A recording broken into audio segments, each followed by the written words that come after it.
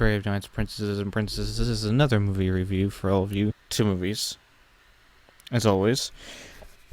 But first, a disclaimer for those of you that need one. The disclaimer is this.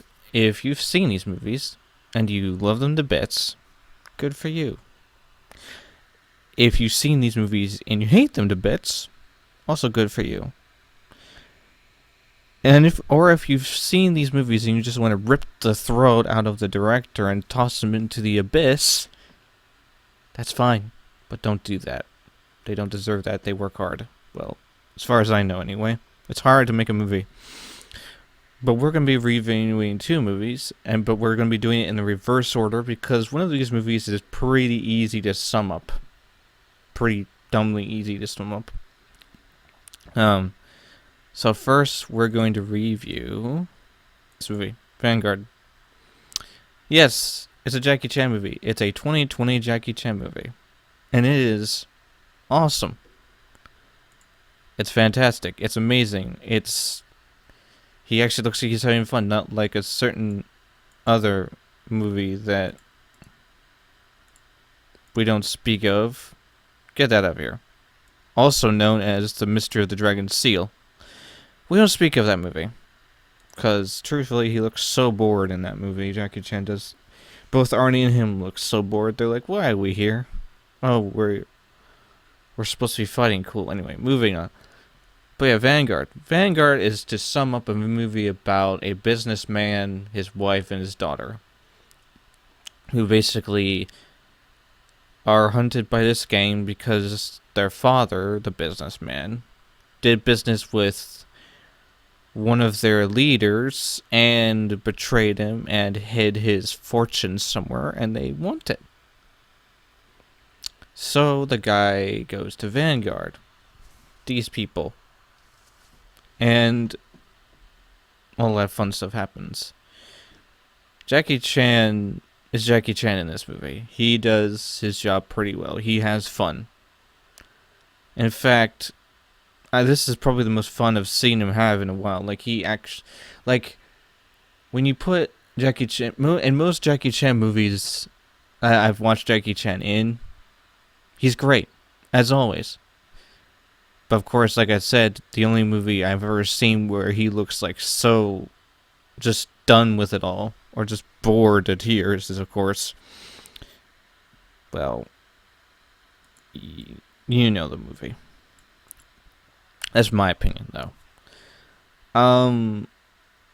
There were a few parts in this movie that like the story of the movie, like I said, about the business person and everything else, like, the story is alright. There were a few parts that were kind of confusing, and they didn't really, like, they said that the leader guy is dead. The guy who had the fortune was dead. And then it isn't implied whether or not he actually is alive, but they say that his brother sent these goons after the businessman, but it's not really shown, or it's just told. You're just told that's what happened. I still have the movie, and I wanted to show my favorite part. By the way, these are going to be short reviews because these movies can be pretty easily summed up and explained and talked about because they're stupidly simple. They're both simple movies. Like I said, Ip Man is pretty simple too. What else? I loved the action. The action in this movie is great.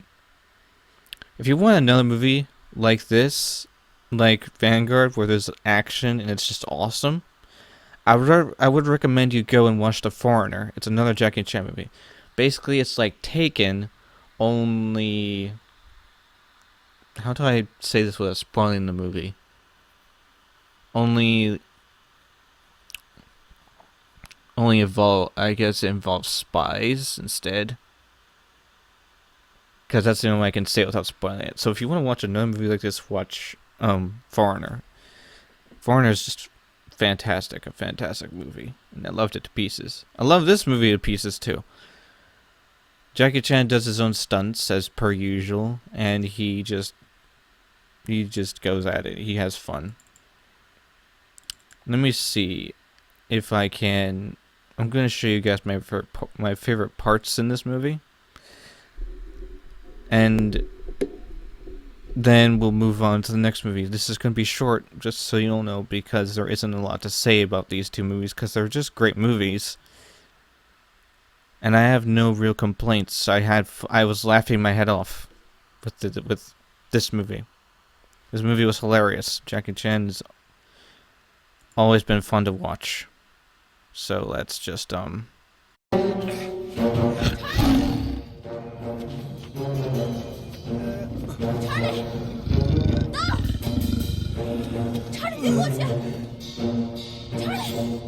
go. 他不是我的吗？你们千万别动 ！Let go！ 你们怎么都不动？千万别动！快躺下装死！啊，死了！喂！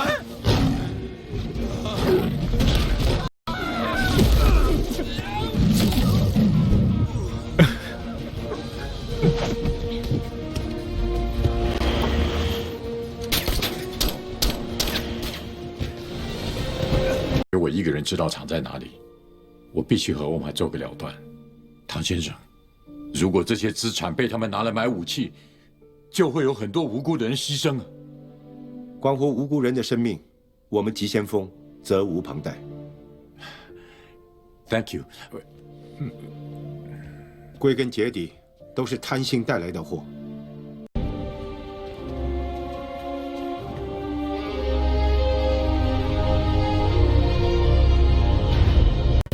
Those are some sick looking cars.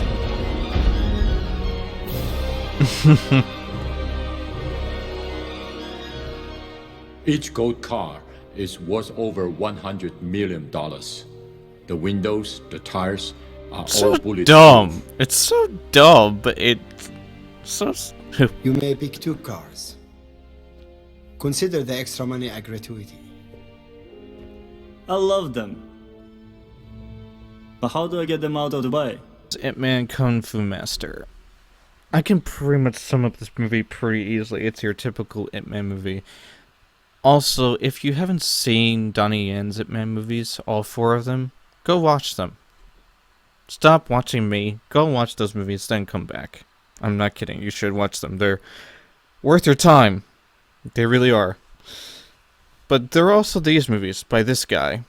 I think there's 4 of them now. There's 4 now. And I just found another one too. There's actually 1, 2, 3, 4. There might be 7 actually of them. Now that I think about it, but I've been mainly watching this guy. So the movie starts out with this Ip Man is a policeman. In this one, he is going after a gang called the Axes, the Axe Clan, and he basically takes on an army, as Ip Man always does, and beats them all, as Ip Man always does. And then he goes home, and the Axe Clan's leader lady comes in. Because he took her father in. His father wanted to see how their justice system worked. Her father ends up being killed, not by anyone, but the other bad guys. She goes after Ip Man because she thought he was responsible. And again, he takes on all of them. Now, there's a scene in this movie, I fortunately can't find it, that was pretty unrealistic. I'll describe it instead. Basically, Ip Man is holding a bowl of hot water. A big bowl. And the drunk character, the drunk, or I guess you could say the old man, who is the landlord of the place, catches Ip Man. Let's see if I can remember this correctly. Either Ip Man throws it to him, he flings it to the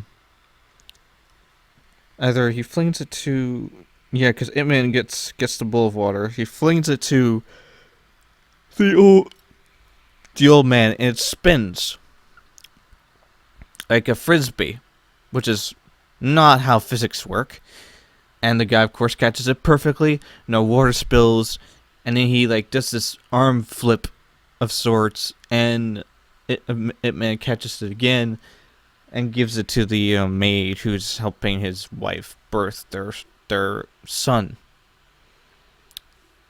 There is a running theme in every single Ip Man movie that I've noticed, and that is that the wife is always angry at Ip Man because he's going out and fighting. I mean, it makes sense because he's a father now. He has more responsibility. I just find it interesting that that's kind of a running theme throughout every single Ip Man movie. But Ip Man wrecks people. He decks people. It's fun to watch. It's just fun. It's stupid and it's fun. There's not much else I can say about the movie except that because I don't want to spoil anything because I want you people to go and watch these movies. So it's kind of hard to say anything much. I am getting kind of concerned though, because as much as I love Ip Man's movies and the Ip Man movie genre, I feel like they're milking a dying horse. Like, Donnie Yen did 4 movies. That should be good enough for us. We got to see what happened to the guy from Ip Man, I think was 3. What happened to him, Master Z, as he's called, in his own movie. We got to see what happened to him, which is fine. That's fine. That was fine. But these other Ip Man movies, like this one, are kind of either they're filling in the gaps of what we don't know, or they're just adding their own spin on it. But it still kind of is like, that's enough. That's good enough. And I have another Ip Man movie I'm currently watching right now that I just randomly found while looking for a cover for this movie called Ip Man and the Four Kings. So there'll be a review of that too. So I've got a bunch of other movie reviews I'm going to be reviewing, but like I just pick random movies. That's what I do. I pick them, I watch them, and then I review them, and I've got a huge list I'm going to be going through. I'm going to be doing a review on Enola Holmes because I actually read the book. Yeah, I read the book. It was a long time ago, but I remember some of it. I remember enough to where I think I could probably have something to say about the movie. It's so weird to me when I see a book, a movie made based off of a book I've actually read. It's like, wait, they actually did it? Kind of like with what's the movie called? The Giver, which to me was a good movie. Not everybody liked it, but I loved it because they kept to what they wanted to do. But that's another review for another day. So yeah, Ip Man and Vanguard, 2 movies you all should watch for a good time. And if you want even more fun, go watch Foreigner. And enjoy yourself. There's no but. Why am I saying but for? I don't know. Enjoy yourself. Go treat yourself. And with that said, that's all I've got. This was short, I know, but I hope it was informative enough for you all. It's not that I don't want to take apart these movies. I would, but I respect a lot of I respect these people, and